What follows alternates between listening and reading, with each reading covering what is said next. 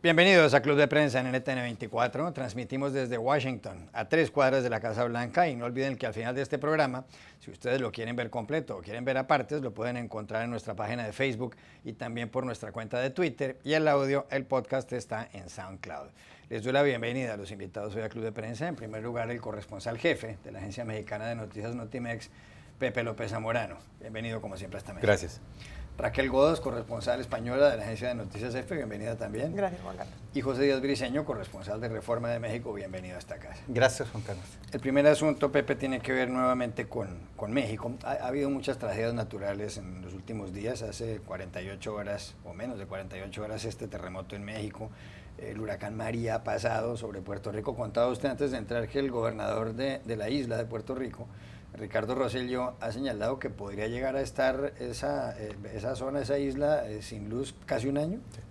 Sí, en efecto, es una tragedia devastadora. El 100% de la población de Puerto Rico está sin electricidad. Ha ocurrido casos similares en huracanes previos. El presidente Trump en este momento acaba de emitir una declaración de emergencia nacional por el caso de Puerto Rico. Pues le mandamos nuestra solidaridad. Ojalá todo salga bien en la isla.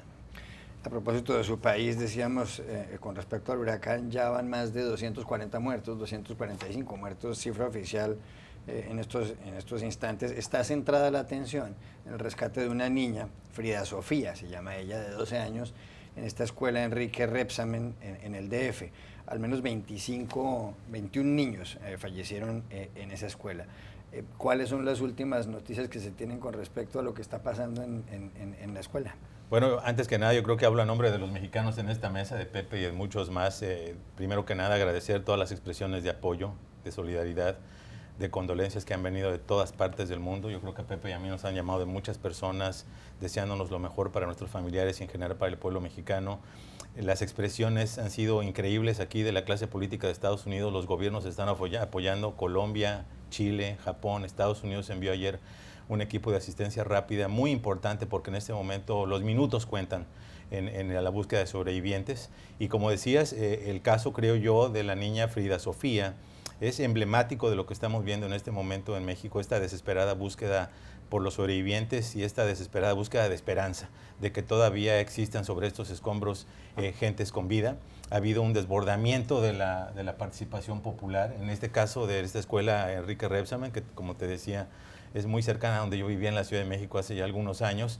Hay más de 700 elementos de rescate que están allí y cientos más de personas que están en los alrededores, y yo creo que millones, ¿no?, que estábamos siguiendo por televisión minuto por minuto a través de las televisoras de 24 horas de México, qué estaba ocurriendo, ¿no? Cuando había una simple señal, un símbolo de que alzaban una mano, de que todo estaba bien, pues había euforia, gritos allí. Hay equipos que tienen cámaras térmicas que documentaron que no solamente está viva la niña Frida Sofía, sino también por lo menos, ojalá, otros 5 menores de edad allí, y está concentrándose la búsqueda en este momento en esa escuela particularmente, pero hay muchos problemas adicionales. Por ejemplo, en Jojutla, en el estado de Morelos, también hubo una gran devastación, no edificios ni rascacielos como en el caso de México, sino especialmente casas unifamiliares, y una gran parte de la ayuda también está llevándose allá. Ya está llegando ayuda internacional de la Cruz Roja, miles de galones de agua, comida que están llegando, generadores de electricidad. Yo creo que el desbordamiento de la ayuda internacional ha sido muy importante, y ahora viene una tarea todavía muy compleja una vez que se siga buscando vidas humanas. Hay que recordar que en muchos terremotos previos hubo sobrevivientes hasta 6-5 días después, así que la esperanza no ha muerto para muchos mexicanos, para muchos padres que están deseando ver a sus hijos. Algunos están hospitalizados, otros más siguen siendo buscados en algunos edificios. Ya la contabilidad oficial bajó a 37 el número de edificios derruidos, colapsados. Sin embargo, hay cientos de estructuras que están con problemas estructurales, entonces va a ser un proceso lento de reconstrucción, pero por el momento todavía está viva la esperanza de que se puedan seguir encontrando sobrevivientes. ¿Cuál es la última hora que tiene usted, Pepe Díaz Briceño, de lo que está pasando en México, en su país? Sí, entiendo que lo más grave ahora en estos momentos, además de los rescates que se están haciendo en distintas estructuras, son además el riesgo de que se colapsen más edificios. Eso es una realidad, quedaron muy dañados algunas grietas. Hay todo un debate sobre exactamente por qué esto ocurre y si los terremotos realmente son los culpables de la gran devastación en las ciudades o si son los códigos de construcción. Esto es alrededor del mundo. Y lo cierto es que desde el terrible terremoto de 1985 en México, los códigos de construcción, específicamente en la Ciudad de México, han mejorado bastante y sin embargo hay todavía muchas estructuras previas que siguen vigentes y entonces todavía hay un riesgo de que muchas personas se queden sin hogar. Realmente es muy fuerte, seguramente usted ha pasado también por cuestiones similares, pero por ejemplo, yo la colonia, el área, el distrito donde yo crecí en la Ciudad de México, tiene varias estructuras destruidas y realmente cuando el desastre está tocando la puerta de tu casa, lo sientes de una manera pues 100 veces mayor, ¿no? Realmente la solidaridad ha sido impresionante. Es muy interesante porque no hace falta ya comida, no hace falta ya agua, quizás hace falta algún tipo de cuestiones especiales como herramientas de construcción particulares, algún tipo de medicinas particulares que puedan ayudar, pero sí, la solidaridad se ha desbordado, incluso lo que se necesita es más bien una mejor coordinación, se está haciendo en distintos sitios específicos, pero una cosa que sí me gustaría hacer mención es la cuestión de los terremotos y la naturaleza como en sí misma. México es un choque de placas tectónicas debajo del país, al menos 5 placas se juntan ahí. La placa norteamericana, la playa de Cocos, la placa del Pacífico, la placa del Caribe y otra placa, la placa ribera más pequeña. Y justamente, por ejemplo, el sismo que ocurrió el 8 de septiembre en la zona de Chiapas y Oaxaca fue un sismo de magnitud 8.1. Yo ayer hablaba con especialistas sismológicos y dicen, ese tipo de sismo en esa zona específica de Chiapas y Oaxaca no había ocurrido en un siglo. Y realmente estamos centrándonos ahora en uno más cercano a la capital porque hay más personas, pero realmente la ocurrencia de dos fenómenos tan fuertes, tan cercanos en menos de 2 semanas en México, sí ha llamado mucho la curiosidad de los especialistas científicos. Ahora, también hablan sobre que tradicionalmente los terremotos ocurren justamente en la frontera de choque de las placas tectónicas. Estos dos terremotos ocurrieron al interior de la placa de Cocos. Y esto ha despertado muchísimo interés porque normalmente no ocurre. Entonces, además del sufrimiento humano, la naturaleza específica de los terremotos que ocurrieron en México son cosas de notar. Me llamó la atención aquí Raquel Godoy, eso que España, que su país no está en una zona sísmica en el mundo, solamente tiembla en el Mediterráneo, en la región de Murcia. Daban las estadísticas la BBC de los terremotos más fuertes y de los más mortíferos, además. El más fuerte en América Latina es el del año 1960, en mayo, en Valdivia, en Chile, en Valdivia. Hubo 2.000 muertos, un terremoto de 9,5 en la escala de Richter, que es altísimo. En Chile también, ese es el segundo.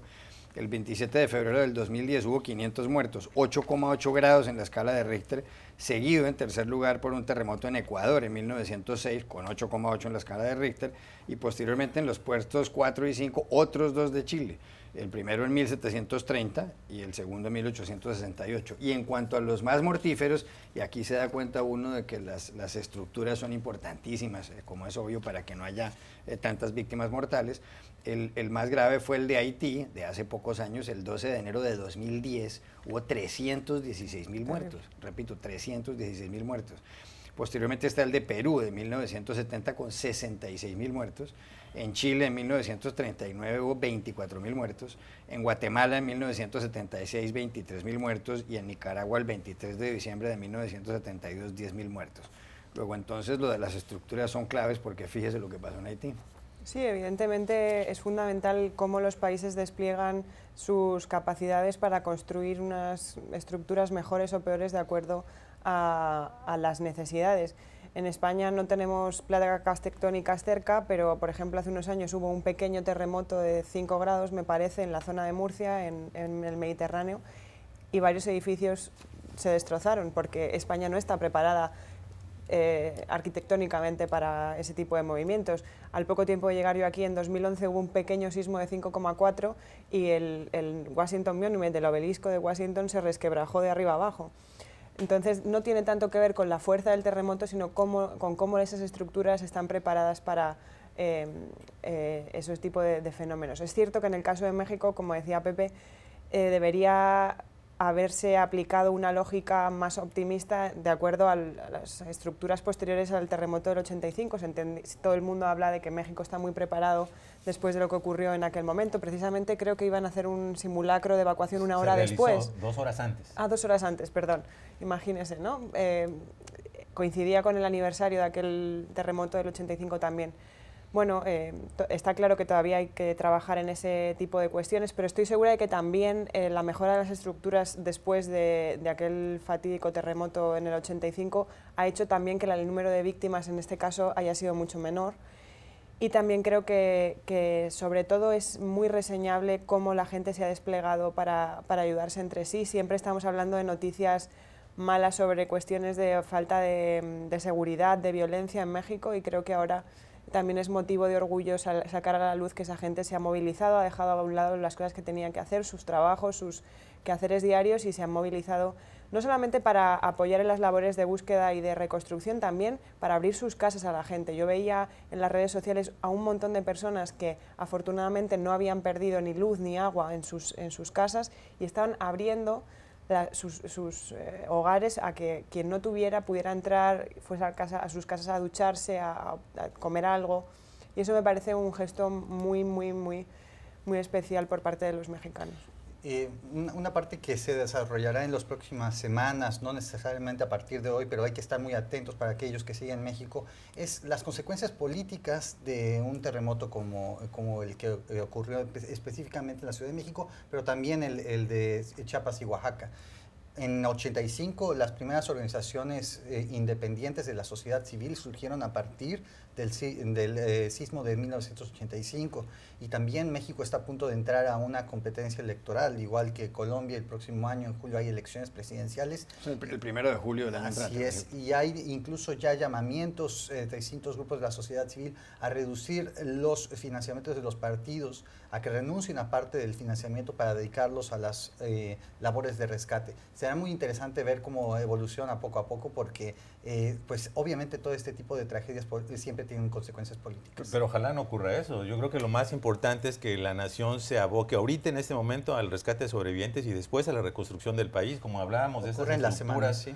Y no solamente eso, fueron los estados de Puebla, Morelos, el Estado de México. Realmente las necesidades económicas de reconstrucción son muy importantes en momentos que todo el mundo está realmente buscando recursos presupuestales. Ojalá ese sismo y las necesidades de reconstrucción inmediatas y de largo plazo de México no sean objeto de juegos políticos. ¿Cuáles son los estados más pobres de México?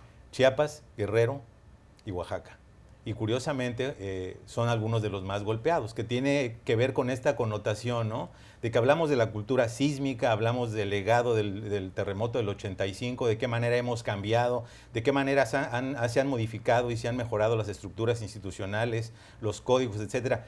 Pero ha sido desigual. Yo que vivo en la Sierra Norte de Puebla, que no es necesariamente uno de los lugares más pobres de México, aunque sí hay mucha desigualdad, te digo que, por ejemplo, si existen códigos de construcción, nadie los conoce. Si tú tienes suficiente dinero, un albañil y unos ladrillos, tú vas a construir una casa.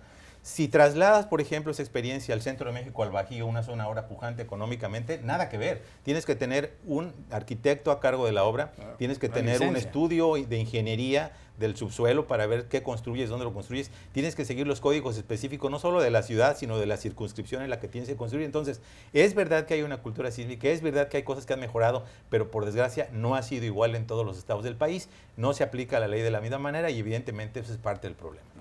Ya regresamos a Club de Prensa.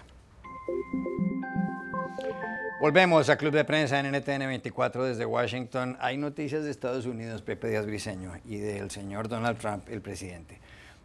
Se nombró hace ya varios meses, en mayo, al señor Robert Mueller como fiscal especial para que investigara el posible nexo entre Rusia, el Kremlin y Vladimir Putin y el entorno de Putin por una parte, con la campaña de Donald Trump, en detrimento de la campaña de Hillary Clinton, que fue la candidata derrotada por Trump el pasado 8 de noviembre, la candidata demócrata. El señor Mueller ha hecho varias entrevistas, averiguaciones y demás, y el diario The New York Times publica hoy en primera página, y también lo hace el Washington Post, que Mueller ha pedido documentos sobre las conversaciones y también copias de los emails que se produjeron en la Casa Blanca en los días, en primer término de la salida del gobierno de Michael Flynn, asesor de seguridad nacional de Trump, que estuvo muy pocos días en el gobierno, trabajó del 20 de enero, día de la posesión de Trump, al 13 de febrero, porque se supo que el señor Michael Flynn no había contado toda la verdad sobre unas reuniones que había sostenido con Sergei Kislyak, el embajador ruso aquí en Washington, por una parte. Por otro lado, Mueller ha pedido también la misma información con respecto a lo que ocurrió en la Casa Blanca en los días en que fue despedido James Comey, el director del FBI, que estaba investigando todo este asunto. Eso se produjo el pasado 9 de mayo. ¿Quiere esto decir que se le complica un poco la vida a Trump, por lo menos poco a poco, porque estas investigaciones siempre son lentas? Yo quiero iniciar con una frase que dijo recientemente el ex asesor presidencial del señor Trump, Stephen Bannon, en una entrevista televisiva reciente con Charlie Rose, un presentador muy famoso aquí en Estados Unidos, que dijo, que le preguntaron, ¿es cierto que usted dijo que la decisión de correr al director del FBI, James Comey, ha sido la decisión política más terrible en la historia política de Estados Unidos? Y el señor Bannon dijo, sí. Esto significa, pues realmente lo que estamos viendo es el ampliamiento, justamente la ampliación, perdón, de la investigación original que tenían las autoridades judiciales estadounidenses, ahora al conflicto por el propio despido de Comey. Esta cuestión, estas decisiones de alguna manera torpes, instigadas, algunos dicen, por el propio yerno del presidente Trump, de correr al principal líder de la agencia policial más importante del país, le están costando muy caro. Ya no solo es Paul Manafort, ya no solo es la cuestión del señor Flynn, es el propio hecho de obstrucción de la justicia lo que está surgiendo ahora. Y eso me parece sumamente relevante porque este acontecimiento lo habíamos estado esperando por mucho tiempo, demasiadas filtraciones, y ahora, bueno, siguen siendo filtraciones porque sabemos que el fiscal Mueller no está dando ninguna rueda de prensa pública, pero también lo que es muy interesante es el afán de Mueller de concluir una investigación lo más pronto posible, porque sabe que la amenaza de sanciones es la mejor manera de que tenga testigos colaboradores para ayudarlo en un caso. ¿Qué puede llegar a pasar? Pues las consecuencias, uno se las imagina hipotéticamente, son bastante graves. Pocos presidentes han enfrentado una situación similar, y a pesar de no tener logros de gobierno concretos, de caer en su popularidad, el señor Trump todavía puede caer todavía más bajo si es cierto que podría ser acusado. ¿Está de acuerdo con ese punto de vista, Raquel? Sí, aparte me parece muy interesante la cuestión de los tiempos, cómo se está manejando la cuestión de la investigación de acuerdo al manejo de los tiempos. Aunque Mueller quiere acelerar la investigación para resolverlo lo antes posible, también son conscientes de que no pueden revelar algo inmediatamente a tan pocos meses de la toma de posesión. Necesitan que el gobierno también se haya sentado un poco más, que Trump empiece a hacer, digamos, cosas propias de un presidente, como ir a la Asamblea General de Naciones Unidas.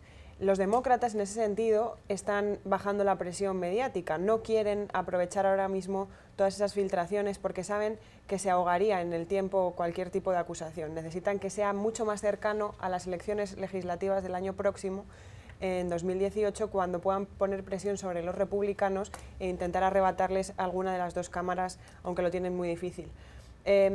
Creo que lo que vamos a ver a medida que vaya avanzando la investigación es algo que todos suponemos.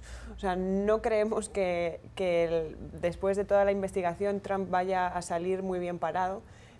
No porque haya una premeditación quizá para actuar con mala praxis en su campaña, que puede ser que sea así también, sino más una cuestión de poco cuidado, de ser descuidado a posteriori, como decía Pepe. Creo que cuando empezó a surgir el tema de la investigación se puso nervioso y no supo cómo gestionarlo como un mandatario. Acababa de llegar, había surgido el tema de Flynn y no supo cómo gestionar esa situación. Sentar al director del FBI en una sala a solas, el propio Comey lo puso de relieve en su testimonio en el Senado hace unos meses. Eso es gravísimo. Un presidente del gobierno no puede encarar a solas a un director del FBI por una cuestión de independencia judicial, y se lo hizo en varias ocasiones. Le hizo varias encerronas y él llegó a decirle: señor, no quiero volver a reunirme a solas con usted, ¿no? Creo que eso es muy significativo y creo que ahí es donde está la clave de todo el asunto. Pepe.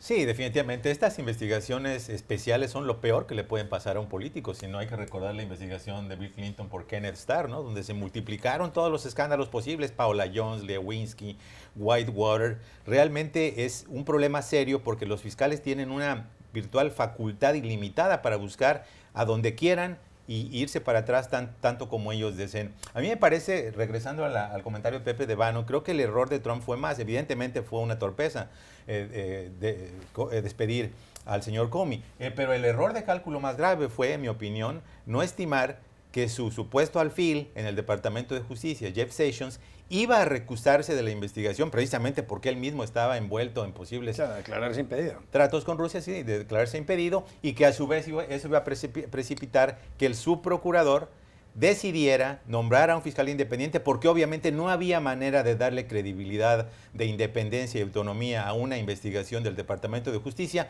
con las personas que estaban en ese momento allí. Entonces la llegada de Mueller es una repercusión, digamos, de estos errores acumulados que hizo Trump, que por lo visto no es un buen jugador de ajedrez. Piensa la siguiente jugada, pero no piensa tres adelante. Yo creo que esto tiene obviamente una implicación muy seria, porque no se trata solamente de que el señor Mueller esté requiriendo los récords criminales posibles, potenciales de Paul Manafort, porque sabíamos desde antes de la campaña que tenía negocios con Ucrania. Ese es otro problema serio que está ahí en el periódico de Washington Post, ¿no? Con varios millonarios relacionados aparentemente con el Kremlin, ¿no? Sino que él ya está actuando a través de un gran jurado para requisar específicamente los documentos personales, confidenciales de la Casa Blanca del señor Trump. Y esto ha provocado una guerra interna, cortesía del New York Times, que escuchó estas conversaciones de los abogados de Ty Cobb, uno de los abogados de la Casa Blanca, con el otro abogado importante, McGahn, y está creando una guerra interna que obviamente demuestra el grado y el nivel de preocupación tan serio que hay en la Casa Blanca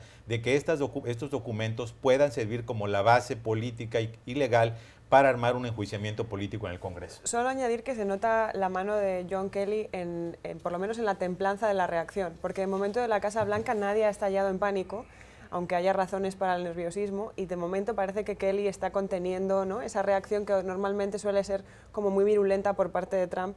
Parece que alguien ahí está calmando los nervios. Ahora hay que decir, lo que se viva al interior de la Casa Blanca por esta situación es un terror. Cada uno de los staffers, los funcionarios más importantes de la administración, tienen un abogado particular. Cada uno tiene un abogado particular. Y como bien describen algunos medios de prensa, dicen, muchos tienen terror de hablar.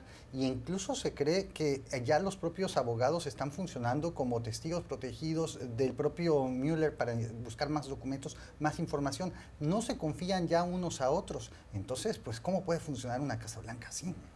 Cambio de asunto, Raquel. Hay dos cuestiones internacionales importantísimas para el señor Trump y graves. Una tiene que ver con la crisis con Corea del Norte, porque Kim Jong-un, el dictador norcoreano, ha lanzado varios misiles con alcance intercontinental y además ha dicho que tiene una bomba de hidrógeno. Eso por una parte.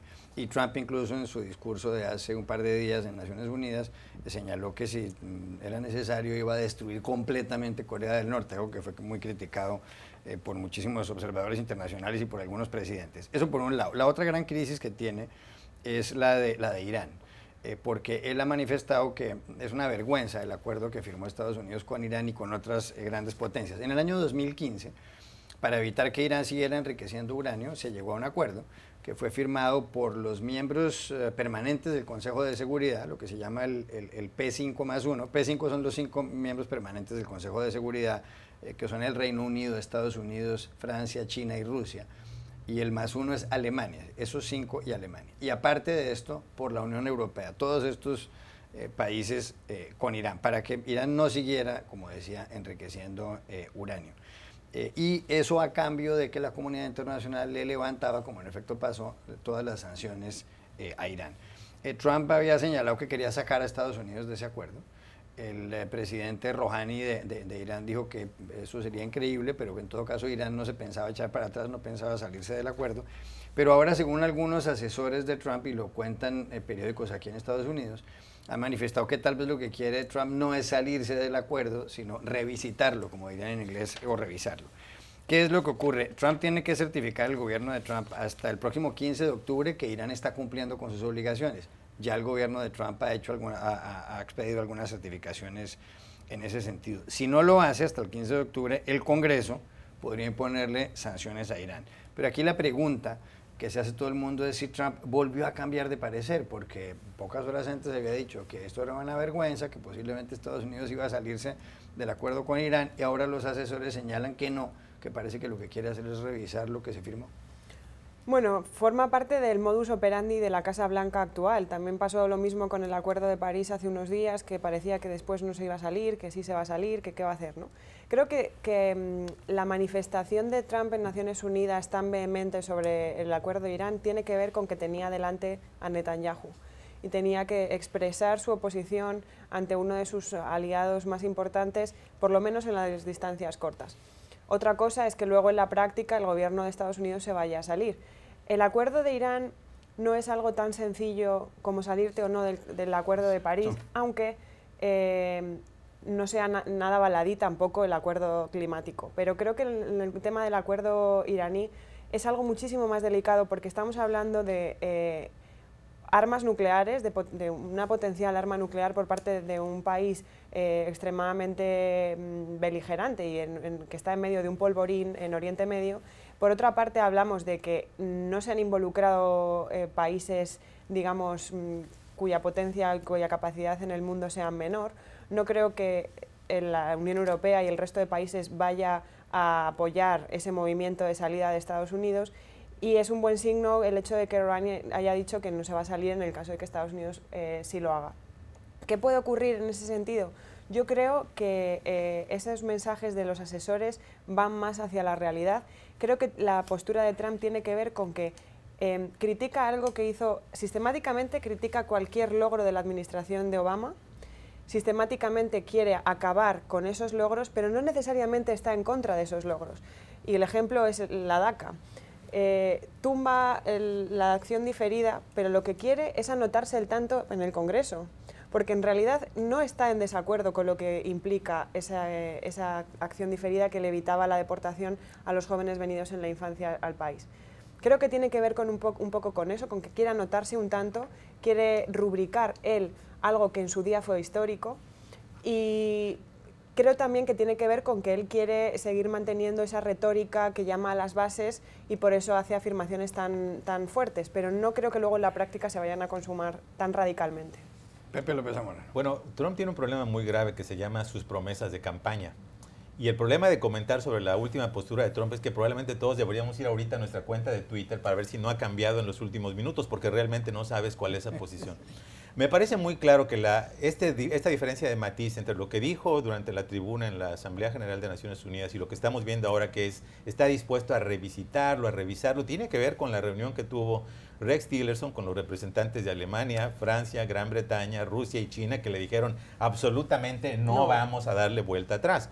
La única posición donde se dio una ligera apertura, digamos, a un acuerdo sería Francia, ¿no? Que dijo, bueno, no estoy de acuerdo que se abra el acuerdo, que se quede el acuerdo como está, pero abramos una serie de negociaciones paralelas para lidiar con las preocupaciones. Básicamente, el factor de la desestabilización que está provocando Irán, apoyando a grupos subversivos, etcétera, en otras partes del mundo. Ahora, me llama muchísimo la atención el posicionamiento de Trump en el tema de Irán, porque es muy similar a lo que está pasando con el Tratado de Libre Comercio de América del Norte.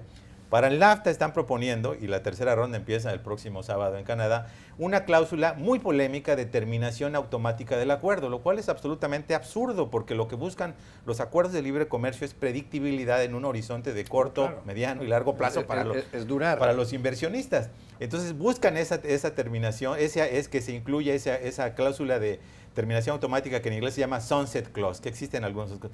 Pero al mismo tiempo están diciendo que eso es lo peor que tiene el acuerdo con Irán, que es precisamente un sunset clause en 10 años. Que tiene que ver con el programa y las salvaguardas para que no desarrolle un programa. Es decir, no hay una consistencia, no hay una congruencia en los posicionamientos. Si bien podría decir, bueno, las situaciones son diferentes, lo que estamos viendo es que están básicamente negociando al vapor, soltando globos al aire libre y sobre todo tratando de cumplir promesas de campaña, quedando bien con sus bases conservadoras y quedando bien con la humanidad y con Estados Unidos, lo cual no necesariamente se puede hacer al mismo tiempo.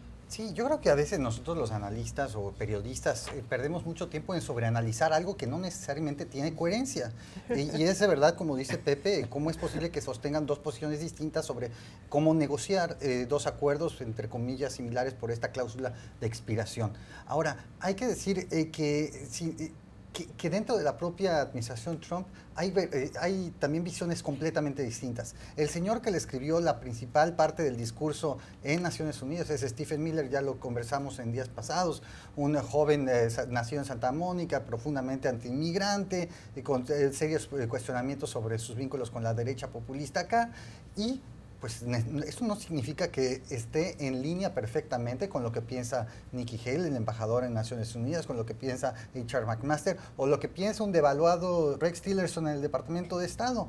Todos estos, entre comillas, centros de poder, si es que podemos decir que tienen poder las dependencias de la administración Trump, tienen visiones distintas de lo que quieren buscar en el acuerdo con Irán. Ahora, también es muy relevante, en la esencia del acuerdo, Trump puede lanzar diferentes diatribas en contra de pero de que está funcionando, pues la prueba es muy contundente. El acceso de los inspectores internacionales a las instalaciones iraníes es algo vital que se luchó por mucho tiempo, años y años, para que pudieran tener acceso. La reducción específica, si uno se mete a los detalles de cuestiones centrífugas, el enriquecimiento del uranio, también son muy concretos y sí están rindiendo resultados. Entonces, el propio Trump está saboteando un logro de Estados Unidos que ha costado mucho tiempo, incluso apoyado a regañadientes por muchos en el sector republicano. Ya regresamos a Club de Prensa. Volvemos a Club de Prensa en NTN 24 desde Washington. Raquel Godoy, hay una columna hoy en el periódico The Washington Post con respecto a Emmanuel Macron, el presidente de Francia, y con respecto también a Donald Trump, el presidente de Estados Unidos. Se han vuelto a ver en la Asamblea General de las Naciones Unidas. Tienen una relación muy cordial entre los dos. Macron el pasado 14 de julio invitó a Trump y a su esposa Melania al desfile que se lleva a cabo en los Campos Elíseos en París el día de la fiesta francesa, cuando se celebra la toma de la Bastilla, aquel 14 de julio de 1789. Incluso Trump quedó tan a gusto con el desfile que en las últimas horas en Nueva York dijo que el 4 de julio, fiesta nacional en Estados Unidos, él piensa hacer un desfile parecido al que llevan a cabo los franceses, sacando el ejército y la fuerza aérea aquí en Washington, seguramente a unos 500 metros del sitio en donde estamos. Bueno, hay una columna de Fred Hiatt, que es el director de las páginas de opinión del diario The Washington Post, titulada Emmanuel Macron's Mission, Change Trump's Mind. Es decir, la misión de Emmanuel Macron, cambiar la mente de Donald Trump. Y al parecer, ha señalado Macron en Nueva York, en la Asamblea de la ONU, ha dicho que él ha tratado de moderar un poco los puntos de vista de Donald Trump. Incluso les mencionó a unos periodistas anglosajones, el señor Macron, hay que hacer actuar al presidente Trump dentro del marco de la aproximación multilateral a los asuntos, y ha agregado, yo necesito a Estados Unidos. La pregunta es, ¿será Emmanuel Macron el líder internacional que podrá centrar un poco a Donald Trump y decirle que se requiere más un tipo de aproximación, como ha mencionado, multilateral, en lugar de ser aislacionista y unilateralista? Hasta el momento, desde luego, Macron se ha erigido como el líder internacional más proclive a ocupar ese puesto, por una cuestión, si quiere, ideológica en ciertos aspectos, que se puede asimilar a ciertas cosas en las que Trump puede coincidir, en temas de cuestiones económicas, empresariales, es un liberal que puede caerle simpático a Trump. Por otro lado, Trump, tengo la sensación de que es un tipo que acude mucho a la cuestión estética y buenista de un líder, y Macron representa ese líder guapo, joven, fresco, que tiene buen aspecto, ¿no? Que es presidente de Francia. Que es presidente de Francia, sí, claro. tiene su aquel. Pero bueno, no necesariamente le importan otros países que también son muy potentes, y parece que Macron le cae bien en ese sentido. Pero creo que Macron tiene esa posibilidad de hacerlo, y además lo hace de una manera muy interesante, porque cuando acabó ese discurso de la ONU, que todos acabamos un poco sorprendidos después de que terminara Trump hablando, Macron tuvo su discurso unos minutos después o unas horas después y básicamente contradijo casi todo lo que él estaba diciendo, pero no dudó en ningún momento, y me imagino que hasta tuvo que rehacer su discurso para apelar a lo que había dicho el multimillonario, ¿no? Entonces creo que Macron es valiente a la hora de decirle, oiga, esto no es así, y lo dice de manera pública, pero también creo que las reuniones privadas que mantiene con él le sabe llevar. Y eso es algo que no podemos ver, porque no tenemos acceso a esa manera de vadear con el temporal que tiene Macron, pero parece ser que sí le hace entrar en razón en ciertos aspectos, y sería un logro si simplemente logra o consigue precisamente lo que comentabas de la aproximación multilateral, hacerle entender que aunque él haya hecho siempre lo que ha querido con sus empresas, ser presidente de Estados Unidos no implica hacer lo que quieres con el mundo. Pepe López Zamorano, incluso lo que me señalaba Raquel cuando ella manifiesta que tal vez Macron le habla de una manera muy franca a Trump. En efecto, lo ha dicho Macron al final, dice que las conversaciones entre los dos son very friendly, o sea, muy amigables, muy amistosas, pero luego agregó, yo soy extremadamente directo, Macron, y él también es extremadamente directo. Sí, yo creo que evidentemente hay una buena química, ¿no? Y no es generacional, ¿no? Yo creo que Macron podría ser el hijo de Trump, probablemente. Trump tiene 70 años. Y Macron tiene 40. Macron tiene 39. Cumple 40 el 21 de diciembre. Entonces, a lo mejor se ven como tío a sobrino, una relación de ese tipo. Evidentemente Macron ha logrado penetrar con su enfoque a Trump, ¿no? Es evidente, ¿no? Que hay más allá de la química, hay una coincidencia probablemente de visiones, y evidentemente Trump, lo hemos visto en su presidencia, tiende a dar mayor peso a ciertas personalidades que a otras, ¿no? En este caso, Macron se ha comportado de una manera pragmática. El hecho de que diga una cosa en público y después la matice tampoco es muy ajena a lo que hacen todos los políticos, y probablemente en privado el consejo que le está dando a Trump no necesariamente es el mismo. Pero cuando escuchamos a Macron en la tribuna de Naciones Unidas, hablando de la tolerancia, hablando en contra de los muros, evidentemente hay un eco de que hay una posición de valor, de convicción personal que no necesariamente es la de Trump, y que si bien está haciendo un esfuerzo para buscar llevar a Trump a la ruta del multilateralismo, evidentemente, ¿no? Eso le haría muy bien a la humanidad. Yo no estoy seguro que necesariamente Trump vaya a seguir estos consejos al pie de la letra, porque hemos visto esta dinámica muy singular, que de repente tiene una muy buena relación con alguien hasta que esa persona lo contradice y entonces se vuelve su peor enemigo. Se enfada. Se enfada. Recuerden la relación con Jeff Sessions, lo traía como su mascota en la campaña presidencial, y después ahora es el peor procurador de justicia de la historia. Entonces, yo no me haría muchas ilusiones en el aspecto de que Macron lo puede convencer verdaderamente, porque hemos visto que el temperamento del presidente es demasiado volátil, y muchas ocasiones son esos elementos personales los que hacen y provocan que cambie posiciones que pueden tener consecuencias verdaderamente serias para la humanidad. Yo no creo nada que pueda convencer Macron a Trump sobre algo. A mí me parece que lo que sí ha logrado Macron es entender una cuestión psicológica de Trump. Uno puede estar en el aspecto político más distante a Trump, pero si entiendes su personalidad, te va a rendir frutos políticamente. Y entonces, ¿cuál es el secreto? ¿En qué le atinó Trump? En entender que Trump básicamente es el mismo adolescente salido de la Academia Militar de Nueva York de los 60s, un joven de Queens que es fácilmente impresionable.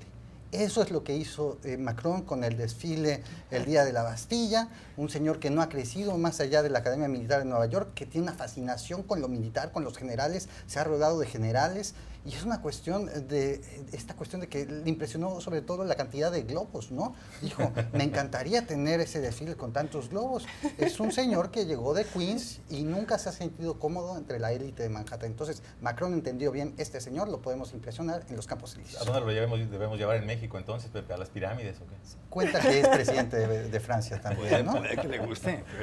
Bueno, cambio de asunto, muy tensa está la situación en España con lo que está ocurriendo en Cataluña. Las autoridades regionales catalanas, lo que se llama la Generalitat, el gobierno catalán presidido por Carles Puigdemont, ha convocado un referendo para ver si los habitantes de esa zona quieren independizarse o no, referendo previsto para el 1 de octubre. El Tribunal Constitucional Español dijo que esa consulta popular no se ajusta a la Constitución. El presidente del gobierno central, Mariano Rajoy, del Partido Popular Conservador, ha manifestado lo mismo. Ayer un juez, esto es muy importante, un juez ordenó la detención de varios altos cargos del gobierno catalán, entre ellos el número 2 de Oriol Junqueras, que es el vicepresidente de ese gobierno, fue arrestado. Fueron intervenidas, incautadas varias papeletas de votación.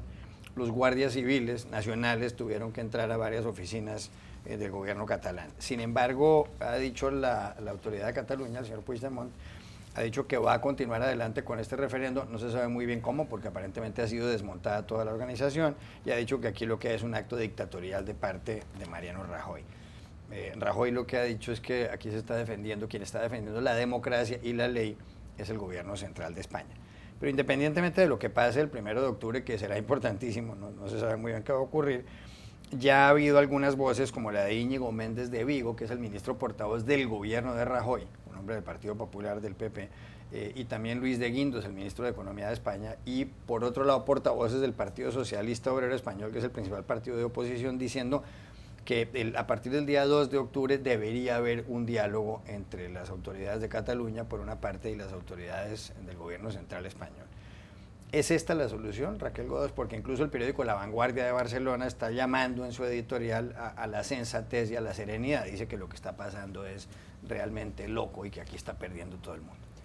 Bueno, creo que lo que está sucediendo, que es profundamente triste, a mí me pone en una situación muy desgarradora lo que está ocurriendo en España, tiene que ver con una falta de diálogo hace tiempo.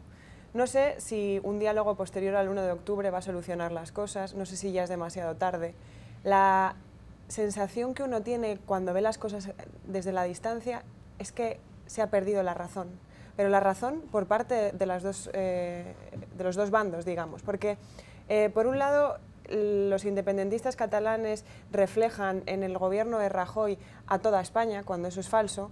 No hay necesariamente un sentimiento nacional anticatalán por parte de todos los españoles de manera divina. No, un español en Castilla no nace odiando a un catalán porque le apetezca, ni necesariamente los catalanes son gente a la que odiar porque sea necesario. Creo que se ha perdido cualquier tipo de razón política, social, no hay un orden. Por eso es tan peligroso lo que está pasando. Por otra parte, la tercera vía, como se hablaba hace años, uno siempre ha sabido, yo he crecido con el catalanismo y el sentimiento catalanista, pero cuando yo era más chiquita, el gran problema nacionalista lo teníamos en el País Vasco con el grupo terrorista ETA y los grupos separatistas violentos. Sin embargo, parecía que Cataluña era el nacionalismo razonable, el nacionalismo que reivindicaba su cultura y no violento. Ahora se ha transformado en todo lo contrario. Ahora es verdad que hay unas razones económicas, el País Vasco tiene unas competencias económicas y una independencia económica mucho mayor de España de la que tiene Cataluña, pero todo lo que se está gestando ahora parte de líneas erróneas, tanto por parte de España o del gobierno central, digamos, para no caer en errores que se repiten, como por parte de la Generalitat. Lo que ocurre en el referéndum, en cualquier caso, ya sea por la intervención del gobierno español o no, es muy difícil que sea legítimo, por una cuestión logística, independientemente ideológica. Es muy difícil que con un porcentaje muy bajo de participación, sin observadores, sin mecanismos de control, ese referéndum, ocurra lo que ocurra, sea confiable, digamos. Y en segundo lugar, lo que es muy preocupante es que el gobierno de España haya dejado que esto llegase a pasar, porque tenían que haber calculado los movimientos y tenían que haber calculado que el hecho de darle la espalda a una necesidad real de una región podría acabar exacerbando los ánimos y creando más independentistas. El gobierno del PP es una máquina de generar independentistas catalanes porque no escucha al pueblo catalán. Y a medida que sigue sin escucharlo, pues sigue aumentando toda esa tensión. Ha habido gestos muy preocupantes por parte del gobierno y muy censurables, muy condenables, como el hecho de reprimir manifestaciones en Madrid de gente que pensaba o que sigue pensando que Cataluña tiene derecho a decidir. Creo que una manifestación pacífica en la Puerta de Sol de gente manifestando que los catalanes tienen derecho a decidir demuestra, primero, que no toda España está en contra de una región española, y segundo, que el gobierno español tiene también que escuchar a su pueblo. No sé lo que va a pasar, a mí sinceramente me entristece mucho, pero ojalá, aunque sea tarde, ese diálogo se produzca, porque creo que es la única manera de que los ánimos se calmen. Ya regresamos a Club de Prensa. Volvemos a Club de Prensa en NTN 24 para despedirnos porque se acabó el tiempo. Gracias Pepe López Zamorano por haber estado aquí, Raquel Godos y Pepe Díaz Briceño, y a ustedes los espero mañana nuevamente en Club de Prensa.